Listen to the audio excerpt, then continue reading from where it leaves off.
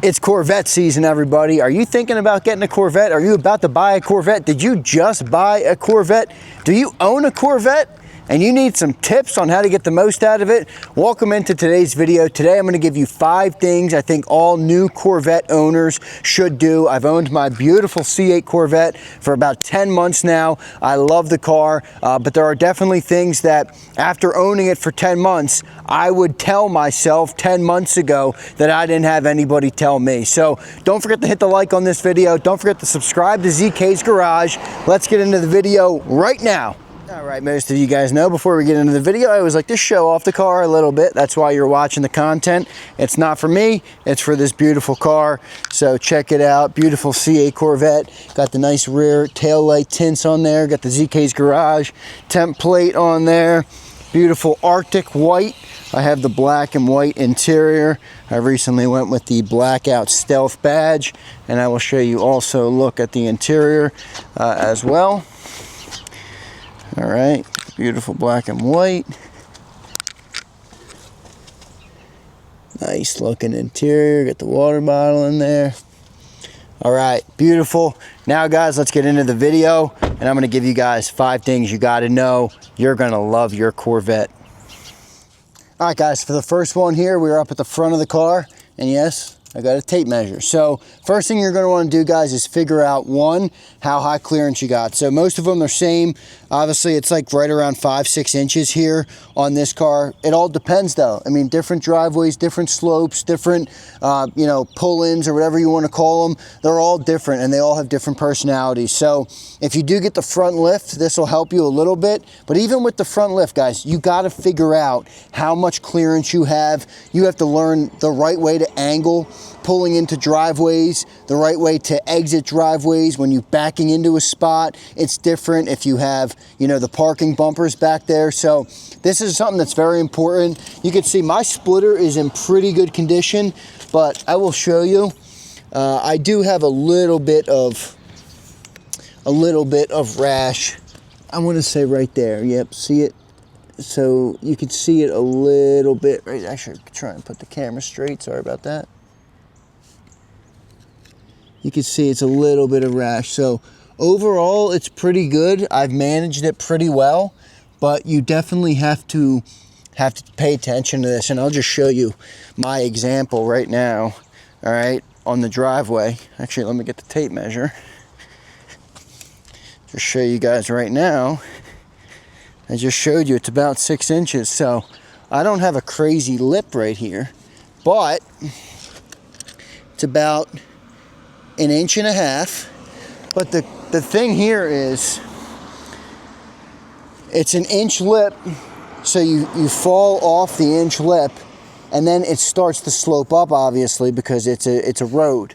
So I'm not sure if you can see it on the camera how it slopes up, but that's why I was saying it's not just like measure 4 inches and because I'm not 4 inches here I'm safe. You know, if it falls off and the rest of the road slopes up quickly, you could scrape your front. I've actually scraped on this before, and that's pretty surprising because it's 1 inch. Look, I think you can see some.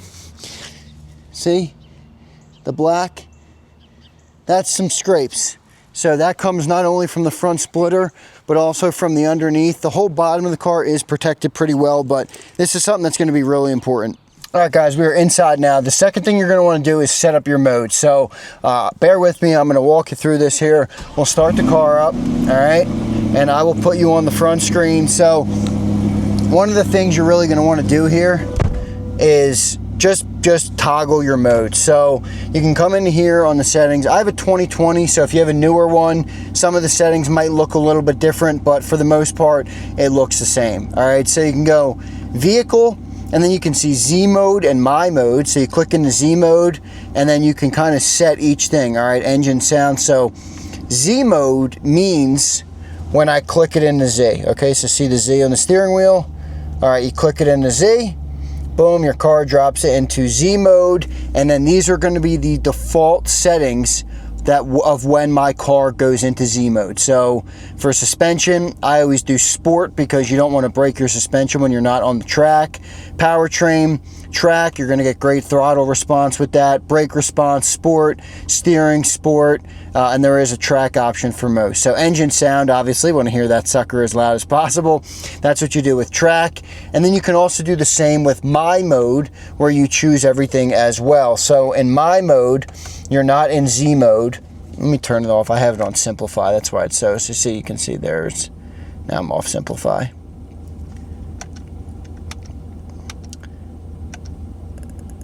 All right, so we'll just go to Trip Computer for now. So you can go in and you can go to the toggle, the mode shifter, and I'm gonna mode shift. All right, you can see I just went into My Mode. So it's down at the bottom there. So you can see, watch that change. All right, that's Tour, that's Sport, that's Track Mode. Track's pretty cool. All right. And then that's the rest. And then on the left of My Mode is actually Weather Mode. And that's the final mode. This is a great mode for when it's not so nice out. So these are things you definitely want to configure. Come into your screen, fix up your My Mode. And then if you leave your car in My Mode and you turn it off and turn it on, like some people, for example, will like to do engine sound on stealth, which is super quiet. So if you're like starting your car 6, 7 in the morning, set your My Mode to stealth engine, and then when you turn your car off, if you turn your car off in My Mode, it will turn back on in My Mode, which would obviously have your stealth engine sound. So I'm not going to do that on mine. I don't need my engine to be stealth in any realm, so I won't do that. But this is definitely something you want to do right when you get your C8. Just learn your settings, and I just showed you Z in My Mode, but guys, flip through your whole thing. I don't know if this is a pet peeve of mine, but like my fiance is like this. Oh, my sisters are like this. My mom's like this. I don't know why people buy cars or things and they don't learn them, you know, like go in here, click through all your settings, learn what everything is. You know, you have different maintenance, you have different screens, obviously, you have display, you have info tiles, speed. You can set everything basically. So come in here, learn your car, click through all your settings, your apps, your vehicle, all of these different settings. These are all things that you want to configure, obviously. So this is number 2 and a very important one.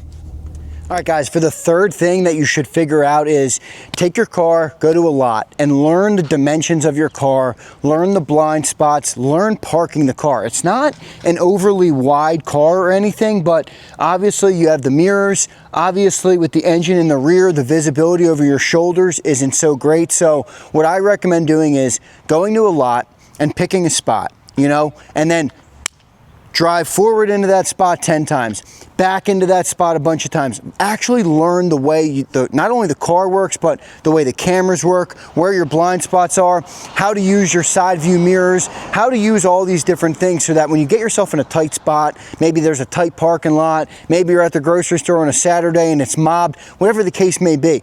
The more you know and the more you're in control of that car, the more confident you're going to be in those circumstances. So if you don't go and figure that out and then you find yourself in a hairy situation, you don't have anything to fall back on. You're kind of just like, oh, let me wing it. That's not my style, and I don't think it should be your style either. Go take your car to a lot, figure out the parking, figure out the dimensions, figure out the cameras, figure out the blind spots, learn all of those different things. It'll set you up for success. All right, guys, the next thing is, and I don't have everything here, but just a couple of things here, is figure out a cleaning routine. Now, your car's gonna get dirty. When you have a beautiful car, you obviously want it to look pretty.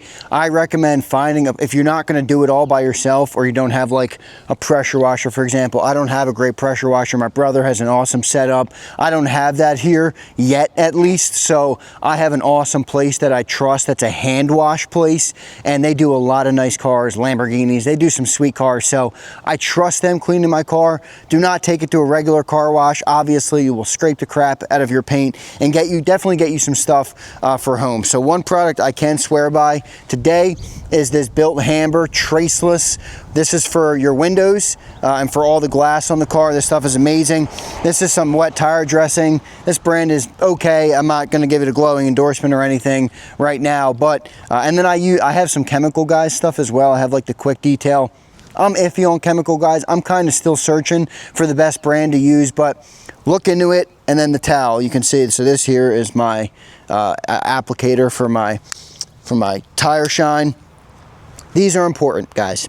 So don't buy too cheap of microfiber towels. Some people will say, hey, they're all the same, but they're really not. I've had experience with some that are going to be way more prone to scratching the paint and giving you swirl marks on your car. Now, if you don't clean your car properly, it doesn't matter what microfiber you're going to use, you're going to scratch your car. But I recommend a high quality microfiber cloth to keep, and a nice wheel spray as well that I'm not showing here right now. But look into it. Do the research necessary to have whatever you need. You know, if a bird shits on your car, what are you going to do? You're going to sit there and look at it, or are you going to have the right tools to quickly address and get rid of that without scratching your car or messing it up or not addressing it? So figure out your cleaning solution, figure out how you want to handle that, and learn all the different logistics of what that looks like, whether it's brands, whether you're doing it yourself, whether you have a power washer, or whether you want to bring it to a hand wash place. So figure all that out. Obviously, we want our Corvettes to be beautiful. All right, guys, and to close out the 5 things today, my last one is maybe not so practical or a different type of advice. It's drive the car.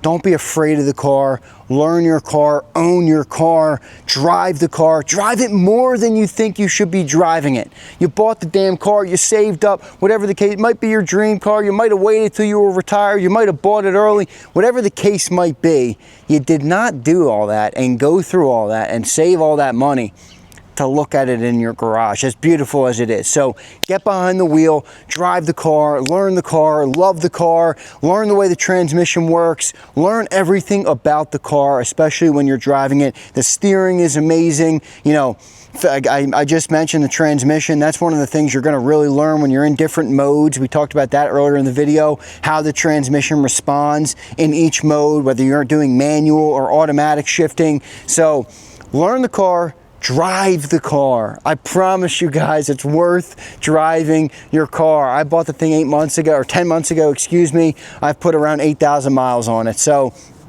I bought it with 6,000. I think I just broke over 13,000 miles on it. So I love driving my car. I recommend you drive your car. If you're buying a new one, if you're just getting one for the first time, dude, drive it. It's a car. Don't worry about the depreciation. What's the point? You want to save all the money, wait all the time to buy your Corvette? What, to sit there and stare at the number on a spreadsheet for how much it's worth? Who cares? Drive the car.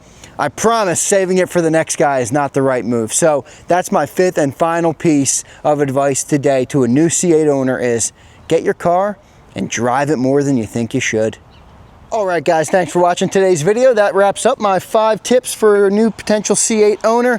Just take a look at how beautiful they are. Man, they are fun to own. So if you're thinking about one, I would recommend it. There's not much about this car I don't like, but thanks for watching today's video, guys. I appreciate all you guys. Hit that like button, subscribe to the channel if you're not already. I got a bunch more content coming. I also have some big decisions coming up with this car that we're going to be making soon. So get in now. I'm excited for everybody. We just broke over 3,000 subscribers, so thanks all of you guys for that. Keep hitting that like button. Keep watching. God bless you all. Drive safe on the road, and I'll catch you out there. Thanks, guys.